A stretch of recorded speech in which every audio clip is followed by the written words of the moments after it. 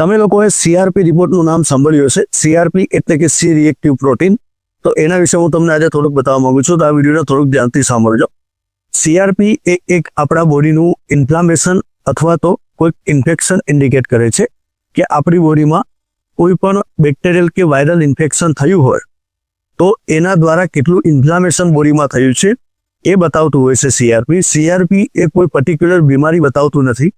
એટલે ઘણા બધા પેશન્ટો જ્યારે આવતા હોય છે ત્યારે એમ પૂછે કે આપણું સીઆરપી જ્યારે હાઈ આવ્યું છે ત્યારે પેશન્ટ એમ પૂછે કે શું બીમારી થઈ છે।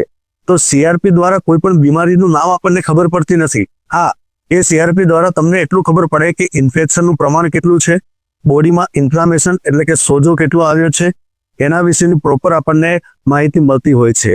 સીઆરપી દ્વારા જ્યારે કોઈ એક્સિડેન્ટલ ઇન્જરી થઈ હોય તો તમને કોઈક સોજો આવ્યો હોય તો સીઆરપી તમારું વધારે આવતું હોય તો એ આપણને ઇન્ડિકેટ કરે છે કે તમારી બોડીમાં ઇન્ફ્લામેશનનું પ્રમાણ વધારે છે। તો એના પ્રમાણે પછી આપણે ટ્રીટમેન્ટ લેવી પડે અને એ ઇન્ફ્લામેશનને ઓછું કરવું પડતું હોય છે।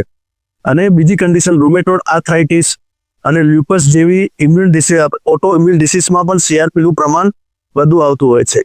તો સીઆરપી એ કોઈ પર્ટિક્યુલર બીમારી આપણને બતાવતું નથી, એ વાત આપણે ધ્યાન રાખવી ખૂબ જ અગત્યની છે। અને ડૉક્ટર સાથે તમે જ્યારે ચર્ચા કરો, ડૉક્ટર તમને સમજાવતા હોય કે ભાઈ ઇન્ફેક્શન થયું છે, ઇન્ફ્લામેશન થયું છે, તો એ તમારે સમજી જવાનું કે ઇન્ફેક્શન એ કોઈ બીમારી નથી। એ તમને કઈ બીમારી છે એ જાણવા માટેના ટેસ્ટ બીજા હોય છે કે જેમ કે તમને ટાઇફોઇડ થયો છે તો ટાઇફોઇડનો ટેસ્ટ તમારે વિડાલ કાં તો પછી ટાઇફોઇડ ડોટ IgM IgG એ તમારે ટાઇફોઇડનો રિપોર્ટ કરાવો તો ખબર પડે કે ટાઇફોઇડ થયો। અને એ ટાઇફોઇડમાં ઇન્ફેક્શન એટલે કે ઇન્ફ્લામેશન કેટલું થયું છે એ જાણવા માટે આપણે સીઆરપી રિપોર્ટ કરાવતા હોઈએ છીએ। એવી રીતના ન્યુમોનિયા હોય, ટ્યુબરક્યુલોસિસ, ટીબી હોય અથવા તો સેપ્સિસ તમારી બોડીમાં થયું છે તો એ દરમિયાન આપણે જ્યારે સીઆરપી રિપોર્ટ કરાવતા હોઈએ તો સીઆરપી વધારે આવતું હોય છે। એટલે કે પર્ટિક્યુલર સીઆરપી કોઈ બીમારી માટે ટેસ્ટ નથી, એ આખી બોડીમાં કેટલું ઇન્ફેક્શન અને ઇન્ફ્લામેશન છે એ બતાવે છે। Thank you.